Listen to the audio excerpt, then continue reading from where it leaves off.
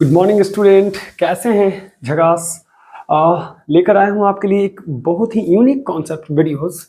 Solid state यानी physical chemistry का सबसे इम्पॉर्टेंट चैप्टर है ना। सॉलिड स्टेट 12th क्लास के बच्चों के लिए ये जो कि आज का चैप्टर बना हुआ है। और इस चैप्टर में क्या सीखेंगे हम लोग? इंट्रो हमारा आज का मेन टॉपिक है, यानी इंट्रो क्लास है कि आज हम लोग सीखने वाले इस चैप्टर में कि सर सॉलिड स्टेट होता क्या है, यानी सॉलिड में किस तरह से स्ट्रक्चर इनके होते हैं, इंटरनल स्ट्रक्चर क्या होते हैं।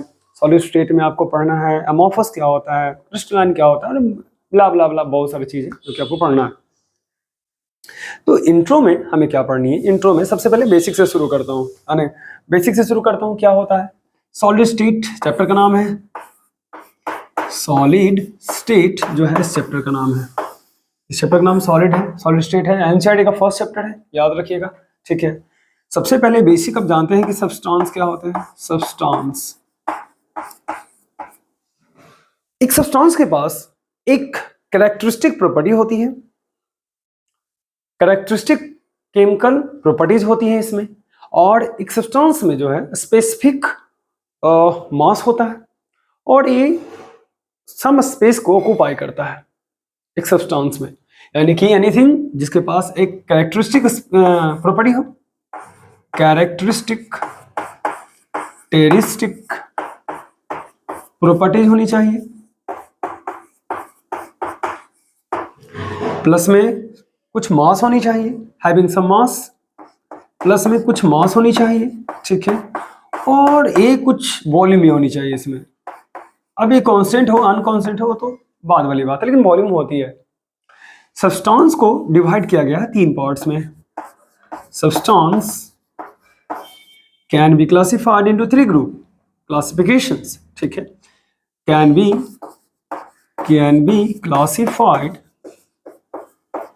classified into 3 category, 3 state.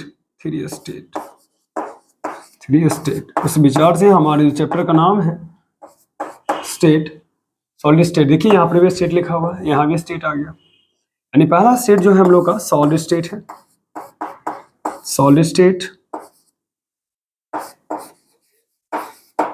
और दूसरा जो होता है लिक्विड स्टेट होता है, और तीसरा जो होता है आपको गैसियस स्टेट होता है, गैसियस स्टेट होता है। ये हमारा रहा तीसरा state, solid state, liquid state and gaseous state, जिसमें इसके बारे में आज के टॉपिक में हमें चर्चा करना है, यानी पढ़ना है। आज हम लोग पढ़ेंगे कि जो है सॉलिड क्या होते हैं। तो आज हम लोग बात कर लेते हैं सबसे पहले सॉलिड स्टेट के बारे में। Okay, what is solid state, यानी सॉलिड्स। तो सॉलिड स्टेट को जानने से पहले हमें सॉलिड्स के बारे में जानना पड़ेगा कि what is a solid. Okay, तो क्या होती है? सबसे पहले तो सॉलिड के बारे में जानते हैं। What is a solid? Solid क्या होते हैं? सब्सटेंस के वह स्टेट, यानी वैसा स्टेट जिसमें जो है आपका शेप, साइज एंड वॉल्यूम तीनों के तीनों कांस्टेंट होता है, यानी जिनकी शेप, साइज एंड वॉल्यूम जो होता है वो होता है जो कांस्टेंट होता है, तब ये सॉलिड कहलाएगा। ओके, ये हुआ सॉलिड का सबसे बेसिक डेफिनेशंस, कॉन्सेप्ट होता है। अब बात आती है सॉलिड में ऐसा होता क्यों है, व्हाई, कांस्टेंट क्यों होता है। तो हम चलेंगे थोड़ी सी डीपली, यानी कि अंदर की वाली बात कर लेते हैं। हम बात करेंगे इंटरमॉलिक्यूलर स्पेस या इंटरमॉलिक्यूलर बॉन्ड के आधार पर। ठीक है, किसी सॉलिड को अगर ध्यान से देखा जाए तो सॉलिड में होता क्या है कि सॉलिड के छोटे जो कंस्टिट्यूएंट पार्टिकल्स होते हैं, यानी कि एसएस पार्टिकल्स ऑफ सॉलिड, जो इस तरह से बीच में जो होते हैं ये इसके पार्टिकल्स हैं। किसी सॉलिड के अंदर ऐसा कुछ पार्टिकल्स होता है। ओके, ये रहा आपका सॉलिड का कुछ पार्टिकल्स, और इतने पास होते हैं, रेगुलर एरिया में होते हैं, इरेगुलर नहीं होता है, थोड़ा दूर में बना दिया हो, यानी इसको हमको बनाना चाहिए इस तरह से, इसके एकदम सटे होते हैं, और ऐसा कुछ होता है। अभी है क्या, ये जो है आपके या तो हो सकते हैं सॉलिड के मॉलिक्यूल्स, वी हैव कंसीडर्ड, या तो एटम्स हो सकते हैं या तो आयंस हो सकते हैं, इनमें से कोई भी कंसीडर हम कर सकते हैं इस पोजीशन पर। अब ये दोनों सटे होते हैं इसलिए क्योंकि इनके बीच जो फोर्स ऑफ दो मॉलिक्यूल के बीच में जो होता है क्या होता है, inter molecular force of attractions होता है, अट्रैक्शंस होता है इन दोनों के बीच में। और ये सबसे ज्यादा सॉलिड में होता है, यानी सबसे ग्रेटर होता है सॉलिड में, सबसे ज्यादा होता है molecular bond, inter molecular force of attraction solid में सबसे ज्यादा होता है, लिक्विड में उसे थोड़ा कम होता है सॉलिड से, और गैस में सबसे ज्यादा कम होता है, यानी गैस में सबसे ज्यादा है कि गैस में सबसे ज्यादा कम होता है। Okay, intermolecular force of attraction, और इसके स्ट्रॉन्ग होने के कारण ही जो ठोस जो होते हैं यानी कि आपका सॉलिड जो होता है, इनके शेप, साइज एंड वॉल्यूम सब कांस्टेंट होता है। ओके, तो ये थे कुछ पॉइंट्स ऑफ वाली बात जिसको हम लोग समझे कि सॉलिड का शेप कैसा होता है। सॉलिड का डेफिनेशन भी बनाया जा सकता है, a solid state is the state of any substance in which the shape, size and volume is constant, यानी कि ऐसा स्टेट जिसमें shape, size and volume constant हो, उसे कह सकते हैं हम लोग क्या, सॉलिड स्टेट कह सकते हैं। लिक्विड में क्या होते हैं, लिक्विड में जो है वॉल्यूम तो कांस्टेंट होता है, शेप कांस्टेंट नहीं होता है, शेप उसको बदल जाते हैं, गिलास में रखेंगे तो गिलास का रूप, और लोटा में रखेंगे तो उसका जिस फॉर्म में पॉट में रखेंगे उसका रूप धारण कर लेता है। अब दूसरी बात आती है गैस। गैस में क्या होता है ना कि इसकी इंटरमॉलिक्यूलर फोर्स ऑफ अट्रैक्शंस इतने वीक होते हैं, इसमें वीकेस्ट होता है, वीकेस्ट फोर्स लगते हैं, इतने वीक होते हैं कि इनके जो जनरली जो भी मॉलिक्यूल्स हैं वो बहुत दूर होते हैं, इसलिए ना तो इसका वॉल्यूम कांस्टेंट होता है, ना ही इसका शेप, ना ही साइज, कुछ भी कांस्टेंट नहीं होता है, सब अनकांस्टेंट होता है। दैट्स रीजन कि सबसे ज़्यादा डिफ्यूजन गैस में ही होती है, सबसे कम डिफ्यूजन सॉलिड में होता है, और उससे ज़्यादा थोड़ा होता है जो आपको यानी लिक्विड में होता है। ये हमारा टॉपिक जो है सेकंड टॉपिक क्लियर हो गया।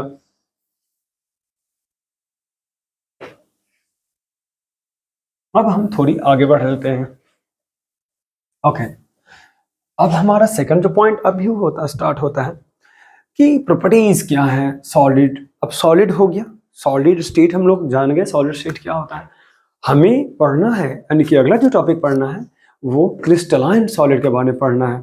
ठीक है, सॉलिड कितने प्रकार के होते हैं, सॉलिड जो है दो प्रकार के हो सकते हैं solid.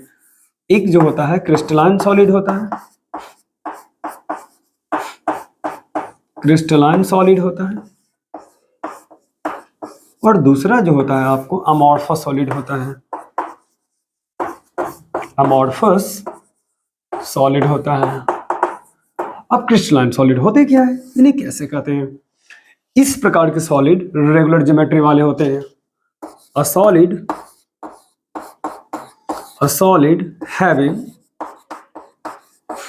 having regular geometry,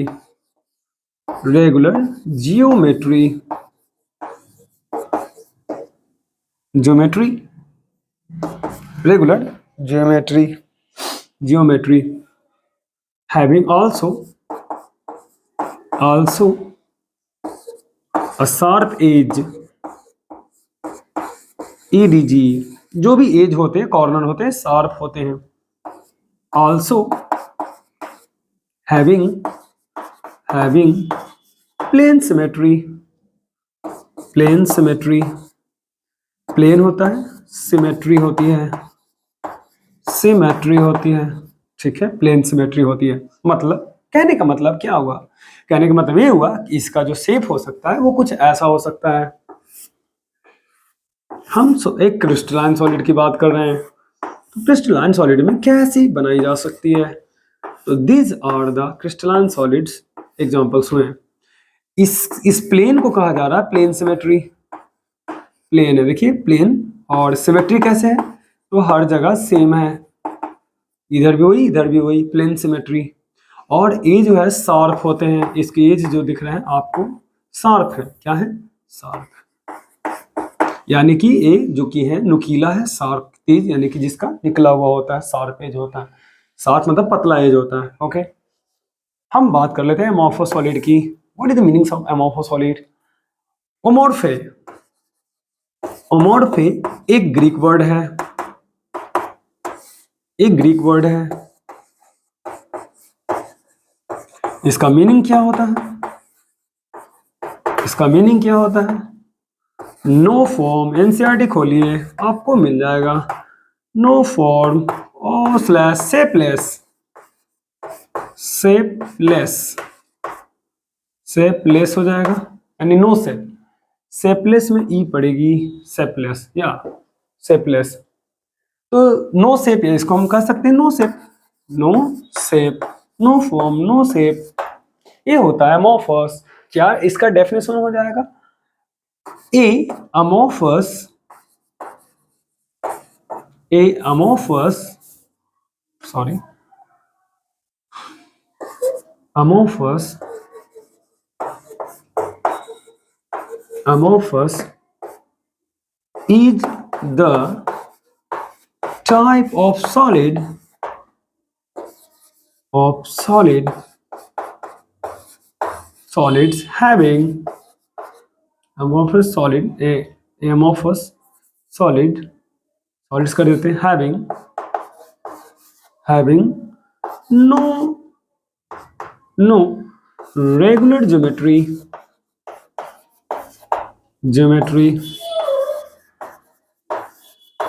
no regular geometry।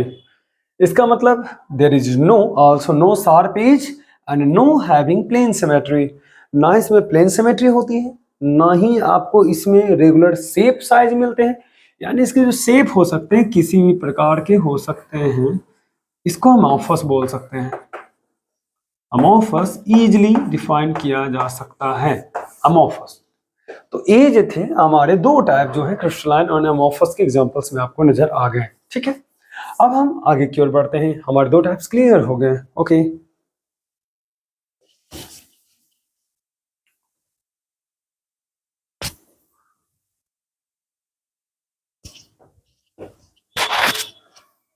अब अगला हमारा टॉपिक क्या है? हम बात करेंगे कुछ खास तरह के प्रॉपर्टीज के बारे में जो इस टॉपिक को और भी खास बनाएगा। ओके, हम बात करते हैं some important properties of solids के बारे में, जिसमें सॉलिड और अमोर्फस दोनों क्लियर हो जाएगा। तो सबसे पहले हम डिफरेंस की बात कर लेते हैं। हम डिफरेंस की बात कर लेते हैं। डिफरेंस between crystalline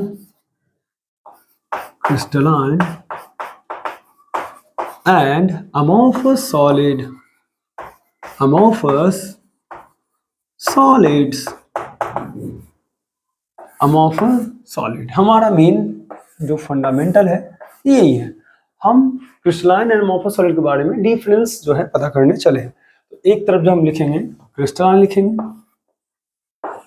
क्रिस्टलाइन लिखेंगे, और एक तरफ जो है हमारा अमोर्फस सॉलिड डिफाइन होगा, अमोर्फस सॉलिड डिफाइन होगा।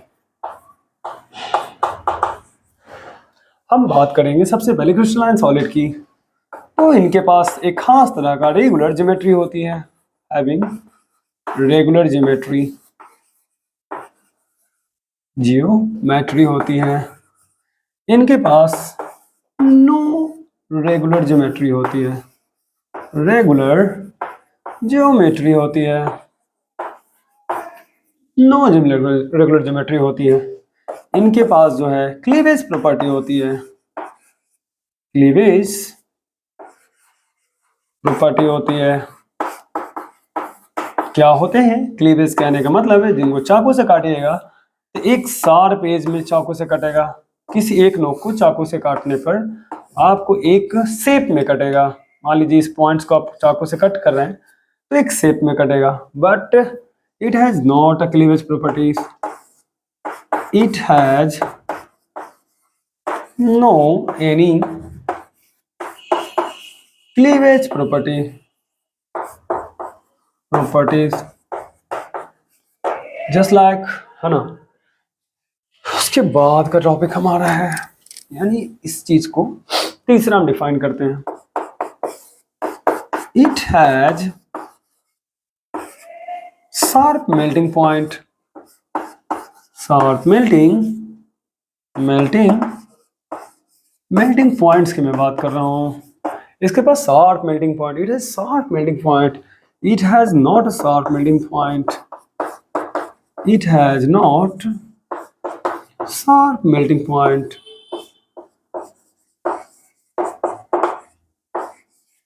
Melting point, okay. It has, fourth number में, it has long range order, long range order, it has not long range order, it has not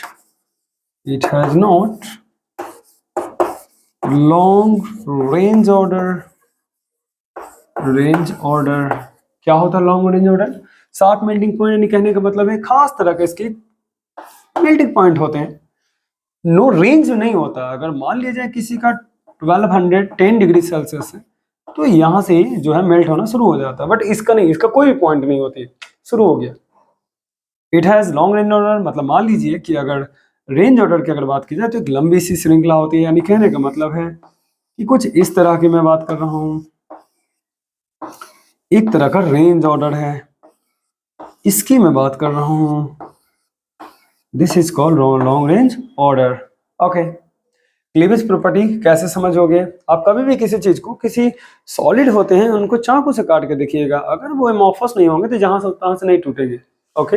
एक खास तरह का शेप में कटेगा, चाकू से काटने की मैं बात कर रहा हूं, ओके। अगला पॉइंट है range order is completed. Next point is that it has smooth cooling curve. Cooling curve की मैं बात कर रहा हूं। It has not